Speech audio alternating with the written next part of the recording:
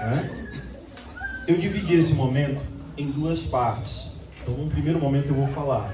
No segundo momento, vocês vão se reunir em grupos e vocês vão conversar sobre duas perguntas que tem lá no final. Tudo bem? Mas você só vai conseguir responder se você prestar muita atenção em tudo que eu vou dizer. Mentira, brincadeira.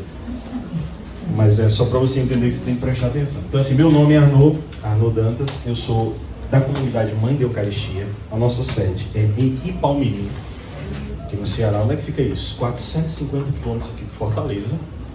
Inclusive foram 10 horas de viagem. Mas era no Guanabara, então deu certo. Foi bom. Já fica na divisa com a Paraíba, 30 quilômetros de Cajazeiras, na Paraíba, para quem quer pegar a referência, tá bom? Nossa comunidade tem 10 anos, somos uma comunidade de aliança, tá certo? Eu sou casado com Rafaela, pai de 2 filhos, que são a minha cara. Mentira, só puxou ela. Tá? Estou professor, né? E sou terapeuta também. É meu último ano de professor, se Deus quiser. E comecei desde o ano passado um trabalho como terapeuta, né? Então, eu sou professor de química, tá bom? Só para você entender. O tema geral desses workshops para os jovens é esse maior aqui: jovem comprometido, uma potente resposta missionária, né? O do Júlio foi aquele que eu não lembro, porque era enorme. Eu bem que ele não está aqui para ouvir, né? Mas o tema de agora é esse: a evangelização através dos jovens, uma profecia para o mundo. Tudo bem? Coloquei tudo assim para que você pudesse escrever também. Eu queria começar, como o Júlio começou, com o meu testemunho, que vai ser muito rápido. Eu vivi a minha experiência pessoal com Jesus quando eu tinha 14 anos. Foram nos dias 26 e 27 de julho de 2003. Não faça as contas, tá? Lá. Num local, uma casa de shows, na minha cidade, chamada Labirinto. Que nome, né? Eu costumo dizer que o pessoal ia no labirinto para se perder, mas naquele dia nós fomos nos encontrar. Foi muito profunda, foi muito forte. Eu acho que você experimentou isso. Foi um seminário de vida no Espírito Santo. Mas não foi a experiência mais profunda que eu vivi na minha vida. Por quê? Porque como todo mundo que vai para esses eventos da renovação carismática, é tudo muito estranho, especialmente quando você não sabe de nada, né? No domingo, por exemplo, fecharam os portões. Fecha os portões! E eu fiquei com medo. Meu Deus, o que vão fazer conosco? E começaram a rezar, pedindo o batismo no Espírito Santo. E eu vi as pessoas caindo. E aí, eu fiquei com medo daquilo. Mas aí 2 pessoas se aproximaram de mim e começaram a rezar. E eu vi as pessoas caindo. Eu olhei para trás e tinha uma assim, ó. Eu disse, entendi. Aí eu caí. Foi, eu entendi. É tanto que eu fiquei caído lá e alguém disse assim: alguém que não recebeu a oração, levante a mão. Eu no chão, levantei a mão. Não estava entendendo aquilo.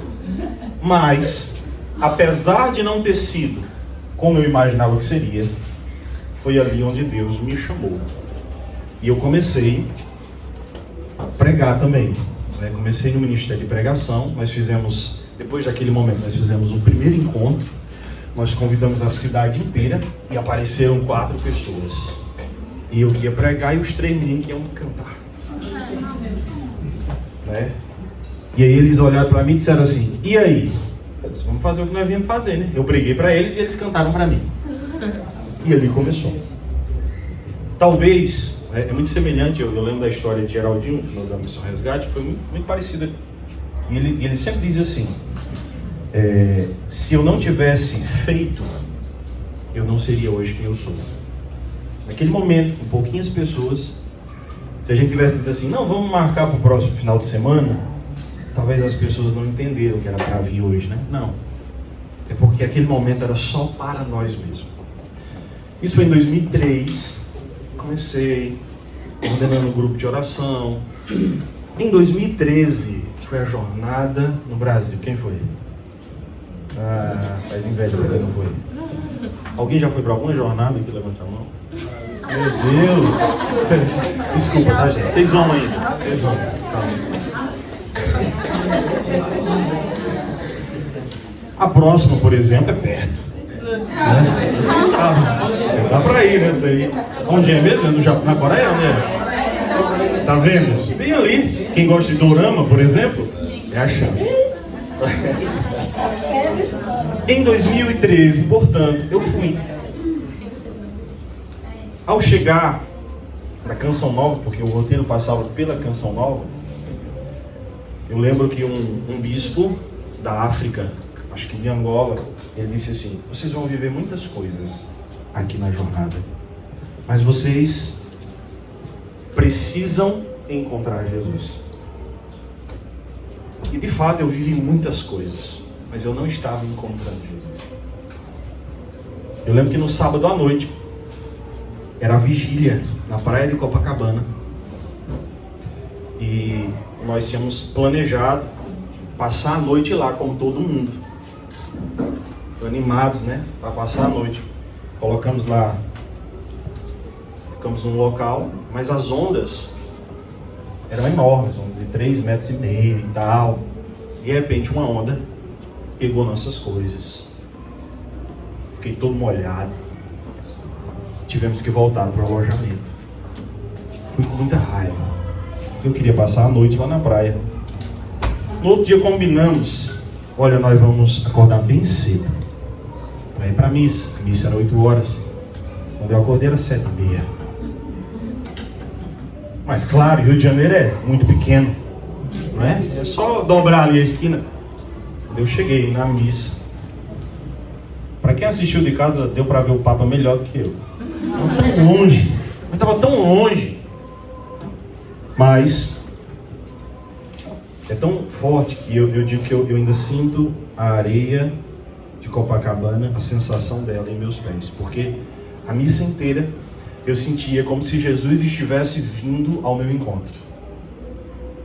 E ele estava longe, o palco estava muito longe. E aquela vontade de chorar, grande. E eu com a música do Pablo na cabeça: homem não chora, homem não chora. Mas aquela coisa, e o Papa Francisco falava, e eu sentia o meu coração ligado ao dele. Meu Deus, o que é isso? Na comunhão, quando eu recebi Jesus, eu não aguentei. Ali foi a maior experiência de amor com Deus da minha vida. Ele me abraçou, eu senti o abraço dele, eu chorei. É tanto que a música pós-comunhão foi o Guilherme Sá cantando Ninguém Te Ama Como Eu. Mentira. Foi, sério. Bota lá no YouTube. Foi muito forte. Ali, na minha comunidade, para quem entende o que é experiência fundante, ali foi a experiência fundante do meu carisma. Do carisma humano da Eucaristia. Foi ali, com os jovens do mundo inteiro. 3,5 milhões de pessoas. Foi realmente algo muito forte mesmo. Então, depois dali, foi nascendo, de fato, a minha comunidade. Eu queria contar isso só realmente para você entender como eu cheguei aqui, né, nessa experiência com Deus. Agora, e isso aqui é o evento PHN na Canção Nova. Alguém já foi? De alimento, não esqueça. Muito bem, eu queria que vocês anotassem 3 coisas que você acha que devem ser feitas na sua comunidade para gerar comprometimento nos jovens. Tá bom? Eu vou te dar 1 minuto para você fazer isso. Contando já. 2 minutos. Você não vai precisar falar não. É só para você pensar sobre isso. Como fazer com que os jovens que já estão se tornem mais comprometidos. Se não conseguir 3, anota 1 ou 2. Tá bom? É só para que você realmente participe.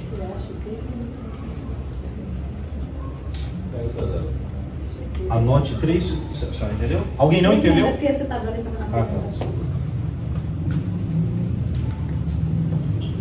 Eu coloquei essa foto porque circulou um vídeo na internet de uma pessoa que eu não conheço, mas ele dizendo assim: eventos lotados. Alguém viu esse vídeo? Paróquias vazias, pastorais vazias. Alguém viu esse vídeo? Sim. Não é? Que é um vídeo interessante mesmo. É de fato um argumento interessante, mas vem um questionamento: por que tem eventos lotados e tem paróquias vazias, pastorais vazias. Nós não vamos responder essa pergunta, mas eu quero que você pense, tá bom? Posso continuar? Já respondeu? Isso é um sim, né? Isso é um talvez? Posso continuar, né? Tá bom. Próximo. Bem, vocês sabem que nós, jovens, e aí nós sabemos que o jovem, cronologicamente falando, é só até os 29. Não é? No entanto, no ano passado, o Papa Francisco perguntou aos irmãos da Shalom, que estavam reunidos com o Papa Francisco, né? O Papa Francisco perguntou a eles, né? O Moisés é jovem ou é idoso? Todo mundo respondeu o quê? Jovem. Eles disseram, jovem. Exato. Ou seja, nesse sentido, eu não estou me referindo a uma idade cronológica, mas a uma percepção da própria vida. Tudo bem? Sim ou não? Sim. Então, nesse caso, todos nós que estamos aqui somos jovens. Tudo bem? Nessa questão desse ardor pela evangelização, desse desejo de resgatar jovens, por mais que não tenhamos mais a idade. Eu já não tenho mais, mas alguns de vocês ainda têm. Nós temos uma relação com a igreja. E eu peguei os 4 últimos papas para você entender que esse chamado para a evangelização da juventude não é um chamado de um padre, de um bispo, é o chamado da igreja. Então São João Paulo II disse em 2003, queridos jovens, ide com confiança ao encontro de Jesus e como os novos santos, não tenhais medo de falar dele, porque Cristo é a resposta verdadeira para todas as perguntas sobre o homem e sobre o seu destino. O Júlio falava de que nós temos uma busca por um sentido, né? Para quem já estudou um pouco de logoterapia, o Viktor Frankl fala de uma vontade de sentido, que é muito maior do que qualquer outra coisa. O que é isso? É um propósito. Você quer encontrar um sentido para a sua vida. E você sabe, depois do encontro com Cristo, que o seu sentido passa por Ele. E é Ele. Amém? Está enorme aqui, então vou pular algumas partes, mas Bento XVI. Amados jovens, a igreja conta convosco. É o Papa que está dizendo isso para você. A igreja conta com você. Precisa da vossa fé viva, da vossa caridade e do dinamismo da vossa esperança. Ou seja, a igreja está dizendo que precisa de nós. Papa Francisco, justamente na missa de encerramento da jornada no Rio de Janeiro, a igreja precisa de vocês, do entusiasmo, da criatividade e da alegria que lhes caracterizam. Um grande apóstolo do Brasil, o bem-aventurado José de Anchieta, partiu em missão quando tinha apenas 19 anos. Sabem qual é o melhor instrumento para evangelizar os jovens? Outro jovem. Este é o caminho a ser percorrido. E finalmente, numa mensagem muito recente para os jovens de Chicago, ele não foi lá, mas ele mandou em vídeo, jovens que estavam reunidos em um evento em Chicago. Aos jovens aqui reunidos, gostaria de dizer mais uma vez que vocês são a promessa de esperança para muitos de nós. Precisamos de vocês, queremos vocês conosco. Se Leão disse, meu irmão, está dito. Amém? Ainda que em alguma realidade pastoral alguém diga, não precisamos de vocês não. Tudo bem, a gente pode até aceitar a sua opinião, mas a igreja está dizendo que precisa de nós. Amém? Bem, mas quem são esses jovens? Eles são jovens chamados jovens da geração Z, não é? Quem é essa geração? É aqueles que nasceram entre 1995 e 2010. Tem alguém aqui da geração Z? Uau, um monte.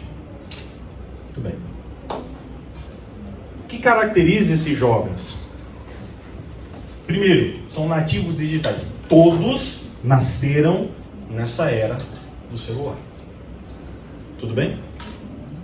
Ainda que você na infância não tivesse tido acesso, como é tão fácil hoje para a geração depois da Z, a geração alfa, né? Porque a geração alfa, ela já nasce dentro de algo que é maior do que as redes sociais, que é a inteligência artificial. Né? Mas nós nascemos em uma geração, nós não, vocês que levantaram a mão.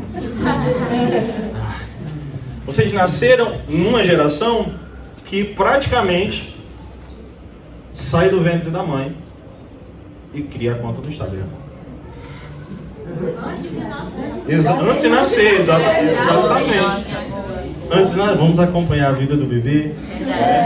Aqui foi ultrassom. O que vocês acham? Próxima história, vota. Menino ou menina? Então veja, você já nasceu. É tanto que eu acho interessantíssimo. Olha, eu não devia falar essas coisas, mas eu vou falar. Pena que está gravando, meu Deus. Um vídeo, um padre pregando na missa, não homilia. O padre dizendo assim: vocês devem sair do celular. Vocês não podem ficar no celular. Aí um comentário, porque assim, todo mundo vai ler comentário, né?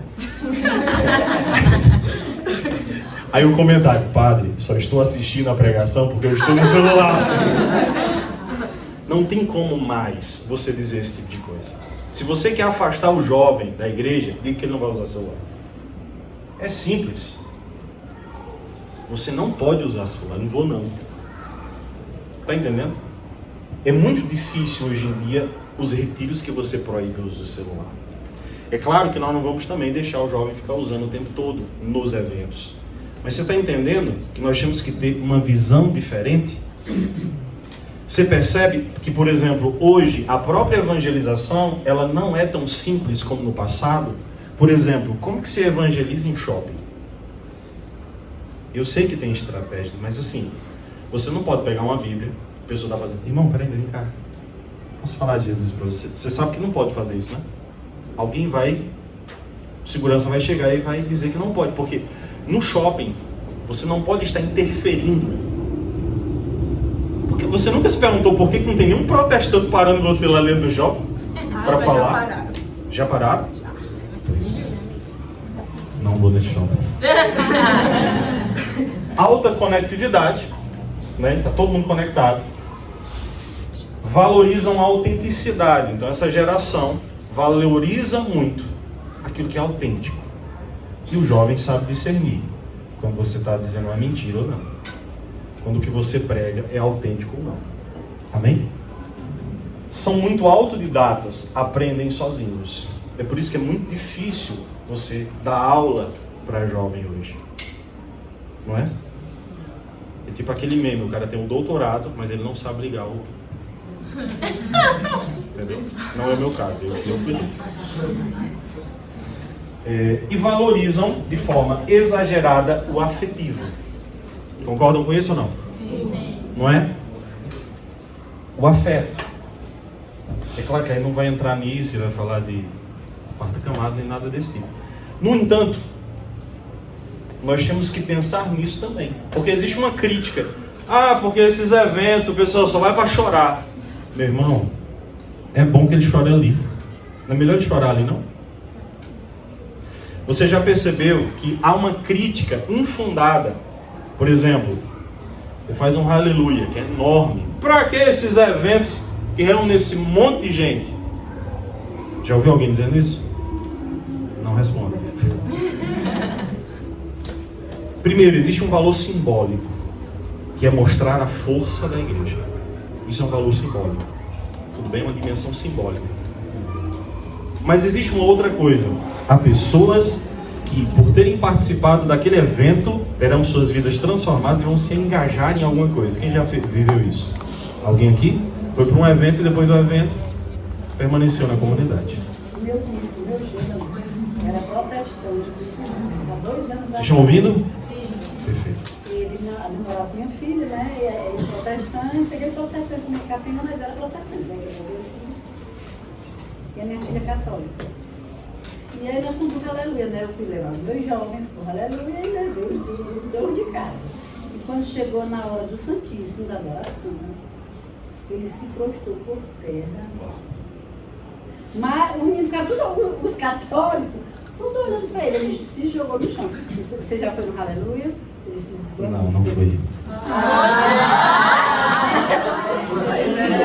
Eu sabia que a senhora ia perguntar. Tudo bem, continua. Na segunda noite, ele não ficou mais no local que a gente ficou. Ele ficou lá, para quem sabe, né? O Santíssimo saiu de lá. Ele ficou naquela saída esperando pelo Santíssimo. Quando ele disse que ia para lá esperar, eu fico inclusive assim mesmo. Eu me emociono porque foi muito forte. 2 meses depois, ele estava batizado. Uau. Amém. Muito forte. Vocês não aplaudiram isso?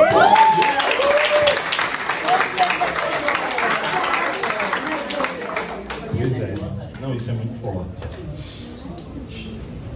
Obrigado pelo testemunho, mas de fato é isso. A quantidade de testemunhos nesses eventos é absurda. Agora, o que acontece? Crítica a todo mundo aqui. O problema é que depois nós não estamos preparados para receber as pessoas. É justamente isso. A nossa igreja, a estrutura da paróquia, ela está sucateada. Não sou eu que estou dizendo isso. São documentos da própria CNBB que vem dizendo isso. Não tem como receber depois. Esse é o grande problema. Né? Por exemplo, você vai fazer um evento de massa, digamos que a paróquia se envolva, você tem que ter uma equipe ali, ó, com uma mesinha, plantão do dízimo, porque ali vão ter novos dizimistas. Aí você tem outra barraquinha dizendo assim, né? Quer participar de alguma pastoral? Não estou nem falando de comunidade, porque provavelmente alguém vai se sentir tocado e ele vai querer pertencer à igreja local depois. Está entendendo? Ou seja, o grande problema é nós até sabemos evangelizar, mas nós não sabemos tão bem ainda discipular quem nós evangelizamos. Mas daqui a pouco a gente conversa sobre isso. A palavra lá em cima é modelo, tá bom? Essa representação aqui é só para ilustrar o que vem depois. Cadê? Deixa eu ver aqui. Vamos lá. Essa é a ideia de um antropólogo chamado René Girard. Chama-se desejo mimético. Alguém já ouviu falar? Como é que acontece o desejo mimético? O discípulo, ele, por imitação, começa a desejar o que o modelo ou o mestre deseja. No nosso caso seria uma espécie de testemunho. Por exemplo, a pessoa vai, aí ele escuta o Frei Gilson pregando. Ele estava no Aleluia, né? Tá, tudo bem. Vamos falar disso não. E aí ele olha para aquele jovem, careca, ali, e ele diz, eu quero ser como esse cara. O que o Frei Gilson deseja? O objeto que ele deseja? O céu, a santidade, a radicalidade. Então, por imitação, ele começa a desejar a mesma coisa. Só que como nós somos cristãos, nós nunca apontamos para nós mesmos. Esse discípulo, ele não fica no Frei Gilson. Ele vai para quem? Para Jesus. E Jesus se torna o modelo. E ele começa a desejar o que o próprio Jesus deseja, que é a santidade e a felicidade para ele. Tudo bem? Ou seja, quando você se torna modelo de um jovem, ele começa a desejar de forma mimética, né? Essa é a ideia, o que você deseja. Assim como o seu contra-testemunho arrasa com ele também. Amém? Amém. Quais são os nossos desafios? Eu listei 3, tem muito mais, mas eu listei 3 desafios na lida com os jovens. Primeiro, o hedonismo permissivista. O que é isso? A busca do prazer pelo prazer. Então eu quero o que é prazeroso. Quando? Agora. Por quê? Porque eu quero. E aí a narrativa de vida da pessoa é só o que lhe dá prazer. Tudo bem? Isso não é só do jovem. Isso é para qualquer idade. No entanto, é muito mais forte nos jovens. O segundo é o relativismo moral. Isso aqui é até muito mais difícil de ver. Mas, por exemplo, Frei Gilson fez uma pregação em um PHN, né? Que era sobre, meu Deus, esqueço, alguma coisa, uma cor, né? Da caixa. Pronto, da caixa. Né? Como era? Como era mesmo? Da caixa. É que eu não fui. Eu tava Fala então. A caixa era o quê? A caixa era preta. Pronto. Não sei se vocês já viram aquela imagem, tem assim, um número, um 6, né? Aí de um lado tem uma pessoa dizendo assim, é um 6. Aí do outro lado tem uma pessoa dizendo, é um 9. Já viram essa imagem? Já. Alguém diz assim, não, mas o que importa é a sua opinião, porque tanto pode ser um 6 quanto um 9. Esse é o grande problema da nossa geração. É a relativização da verdade. E por quê? Porque alguém escreveu aquele número. Ou foi um 6, ou foi um 9. Então, uma das duas pessoas está correta e a outra está errada. A verdade não é subjetiva. Esse segundo já se liga ao primeiro, porque nós temos uma subjetividade muito grande. Ou seja, não é, a minha opinião tem que ser aceita. Você já teve que conversar com alguém e a pessoa disse assim, não é que eu achei que você me tratou mal. Quem nunca? Levanta a mão. Não, então é que eu achei que você estava assim, com raiva de mim. Tu achou?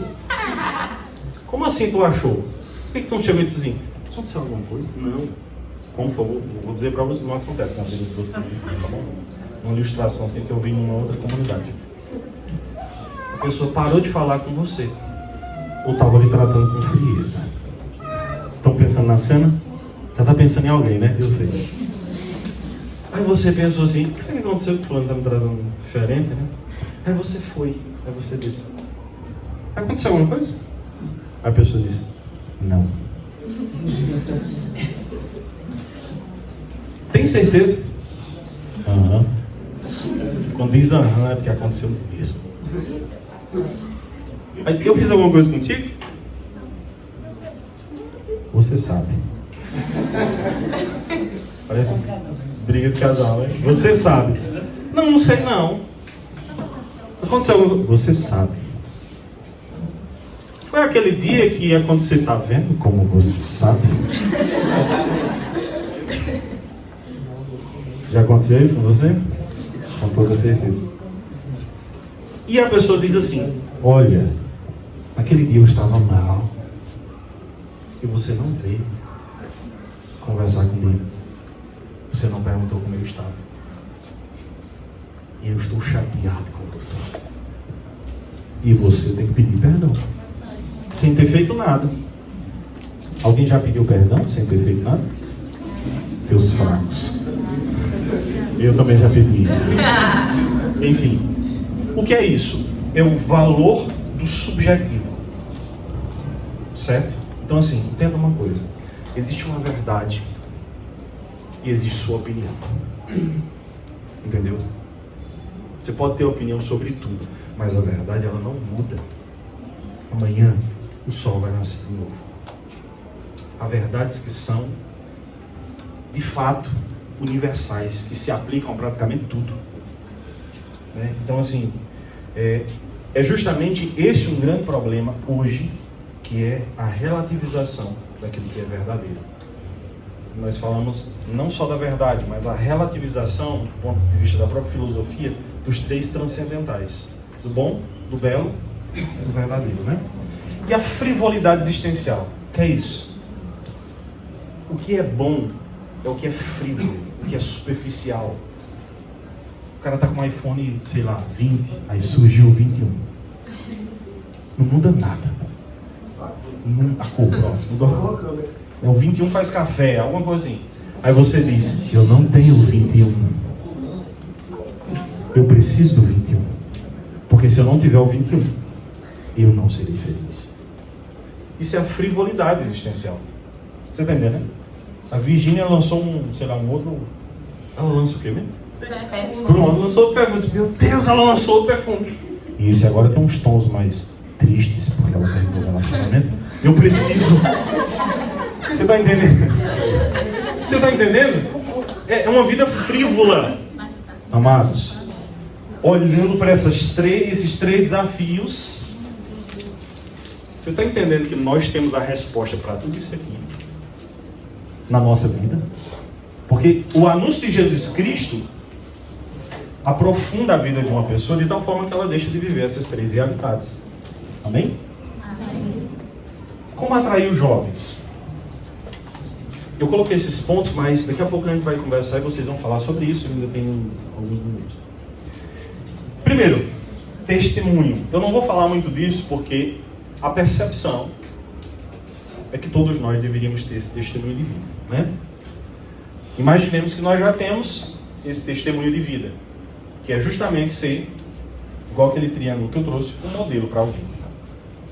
Segundo, aquilo que o Papa Francisco dizia: jovem evangeliza jovem. Nesse sentido, não é o jovem em idade cronológica, mas qualquer pessoa batizada no Espírito Santo. Na Alegria do Evangelho, o Papa Francisco dizia assim: você não precisa de muita coisa. Você não precisa de um doutorado em exegese bíblica para evangelizar as pessoas. Você só precisa falar da experiência que você viveu. Amém? Redes sociais. Não tem como não evangelizar se utilizando disso. Por favor, me lembre no final, todo mundo aqui me seguir, tá bom? Estava pensando que eu não esqueci. Então veja, precisa estar na rede social. Claro, você pode não querer estar, e aí tudo bem, mas assim, os novos areópagos são as redes sociais. Todo mundo entendeu o que eu disse ou não? Não? São Paulo vai na Grécia e tem lá o Areópago, que era o local onde as pessoas conversavam, os filósofos, etc., debatiam as coisas. E São Paulo prega. Na Grécia, o Areópago era como se fosse o shopping, o mercado, onde todo mundo se encontra, a pracinha da cidade pequena. Onde são os novos Areópagos? Redes sociais. É lá onde todo mundo se encontra. Imagina, você, sei lá, tem 500 seguidores, você posta um negócio, pelo menos 100 pessoas viram aquilo. Meu irmão, 100 pessoas, você já imaginou? É porque a nossa ideia é sempre grandeza. Mas olha, quantas pessoas tem mais ou menos aqui? Umas 40? Por aí, né? Nessa sala. Imagina que você postou alguma coisa, 50 pessoas viram. É uma sala dessa cheia. Você está falando para uma sala inteira. Você está entendendo? Mas imagine que você postou uma coisa e 700 pessoas viram. Você sabe o que são 700 pessoas? É o público do nosso congresso. Em dados oficiais, entre 500 e 700 pessoas estão naquela quadra participando. Você está entendendo? Você postou uma story e um ginásio inteiro viu. Está entendendo? Esse é o poder da rede social. E vou lhe dizer mais. Na rede social, você consegue reter a atenção muito mais do que uma sala de aula, concorda? Não é? A pessoa volta, compartilha. Para outra pessoa, então sabe o que fulano está inventando de falar? Compartilha. Né? Você pode até fazer alguns posts assim, mais... Eu coloquei um post assim, carta de desligamento. Foi 8 mil pessoas que viram. Por quê? Todo mundo achava que ninguém saiu da comunidade. Todo mundo que sai da comunidade não coloca carta de desligamento. E o que era carta de desligamento? Era um texto falando que eu me desligo daquilo que é mal, daquilo que não presta, não sei o quê. Meu irmão, 8 mil pessoas curiosos, um monte de compartilhamento. Ah, no céu da comunidade. Não. É a pessoa que não para pra ver, né? Exatamente. Pois é, algumas pessoas foram lá e meu filho, não faça isso não. Não, senhora, eu não saí não. Vida fraterna real. Digamos que você evangelizou, alguém foi para a comunidade, chegou lá, todo mundo com a cara feia. Eu sei, do ponto de vista sociológico, todo grupo social é extremamente fechado, sim ou não? Sim. Mas tem que abrir. A abertura não significa, a gente acha que abrir um grupo é apenas acolher as pessoas na porta de entrada. Aí você, que bom que você vê, a pessoa entra e ela fica sozinha. E todo mundo fica conversando com quem já é dali mesmo. É assim ou não é? O fulano ali sozinho. quando aquela pessoa insiste em ficar ali, é um mártir. A pessoa insistiu, né? Com certeza não tem ninguém na vida. Ela ficou ali mesmo. Né? Ou seja, vida fraterna real é, primeiro, esse meu grupo e essa minha comunidade tem que se encontrar mesmo. Para conviver. Faz isso na sua comunidade? Pronto. Tem que encontrar para conviver. Para conversar besteira, mangar uns dos outros e comer. E rezar também, claro, né? Essa pessoa que vem, ela precisa se engajar nisso também. Ela precisa se sentir acolhida, não só lá no acolhimento. Amada e integrada no novo grupo. Tudo bem? E finalmente, fidelidade ao carisma. O que significa isso? Olha, vamos fazer um aleluia, não sei aonde. Não, cara. Já fazem isso. Você pode fazer uma modelagem. Sabe o que é modelagem? Cópia adaptada à sua realidade.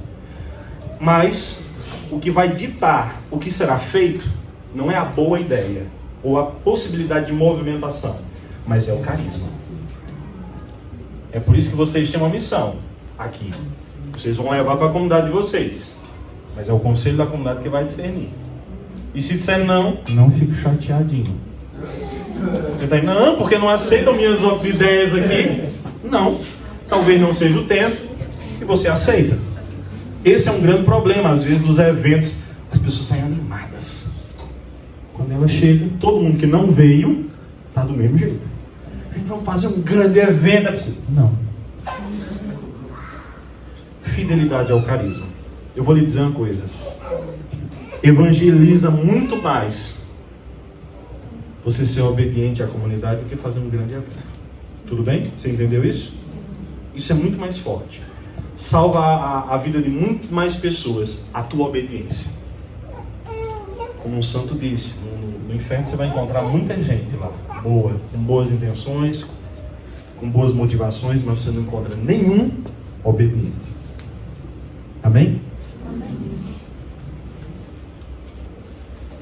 Uma profecia. Eu trouxe 2. Quem são?